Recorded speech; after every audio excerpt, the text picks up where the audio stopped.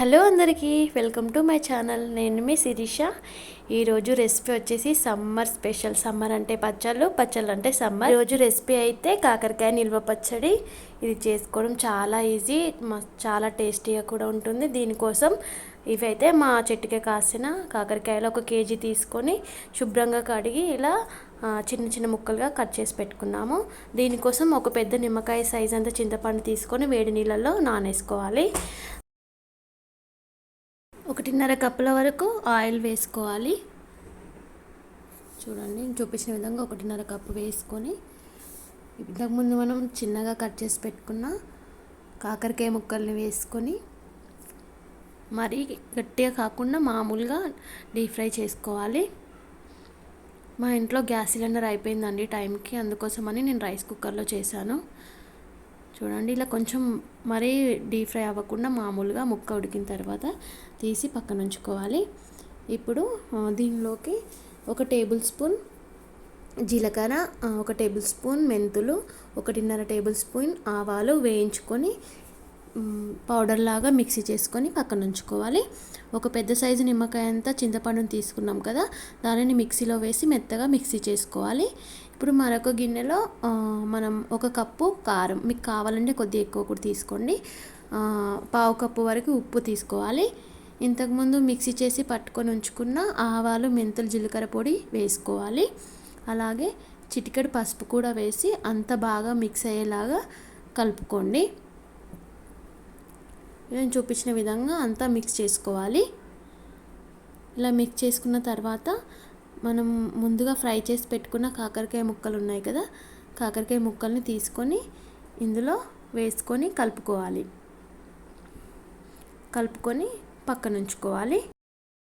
2 పెద్ద సైజు వెల్లుల్లిపాయలను తీసుకొని ఇలా చిన్న ముక్కలుగా కట్ చేసి వేసుకోండి. మనం ఫ్రై చేయగా మిగిలిన ఆయిల్ ఉంటుంది కదా, అందులో 1 టేబుల్ స్పూన్ జీలకర్ర, అలాగే ఆవాలు, 1/2 టేబుల్ స్పూన్ మెంతులు వేసుకోండి.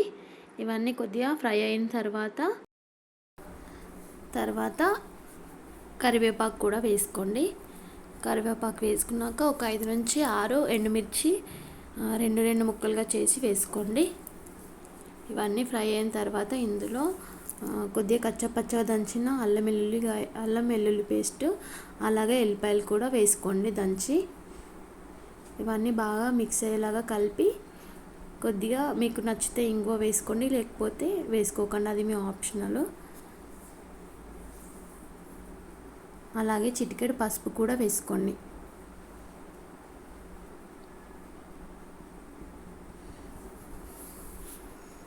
ఇంతకుముందు మిక్సీ చేసి పక్కన ఉంచుకున్న చింతపండు పేస్ట్ ఉంది కదా, అది వేసుకొని అందులో ఉన్న వాటర్ అంతా ఇంకిపోయే వరకు కలుపుతూ ఫ్రై చేసుకోండి.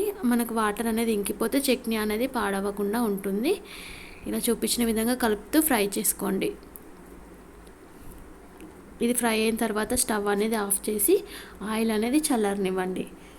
ఆయిల్ గోరువెచ్చగా ఉన్నంతసేపు అందులో కారం లాంటిది ఏమీ వేయకూడదు. కారం వేస్తే మాడిపోయి టేస్ట్ చేంజ్ అవుతుంది కాబట్టి అదిని చల్లారనివ్వాలి.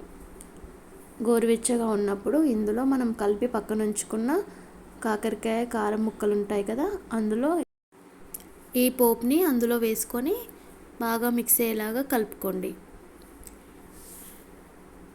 ఇలా కలుపుకున్న తర్వాత ఒక గంట సేపు పక్కన ఉంచుకోండి. గంట సేపు పక్కన ఉంచిన తర్వాత ఒకసారి టేస్ట్ చేయండి.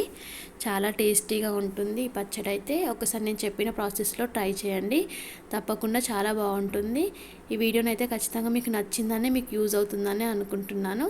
ఈ వీడియో నచ్చితే కనుక ఖచ్చితంగా నా వీడియోని లైక్ చేసి ఇలాంటి వీడియోస్ కోసం నా ఛానల్ని ఫాలో చేయండి. ఒకవేళ ఒక రోజు తర్వాత, ఒక 24 అవర్స్ తర్వాత చట్నీని టేస్ట్ చేసి ఒకవేళ ఉప్పు కారం మీకు సరిపోలేదు అని అనుకుంటే మళ్ళీ కొద్దిగా యాడ్ చేసుకోండి. దీన్ని ఒక డబ్బాలో పెట్టుకొని ఒక 1 రోజులైనా సరే మీకు స్టోర్ ఉంటుందండి. ఫ్రిడ్జ్లో పెట్టిన, బయట పెట్టిన చట్నీ అయితే అస్సలు పాడవకుండా ఉంటుంది.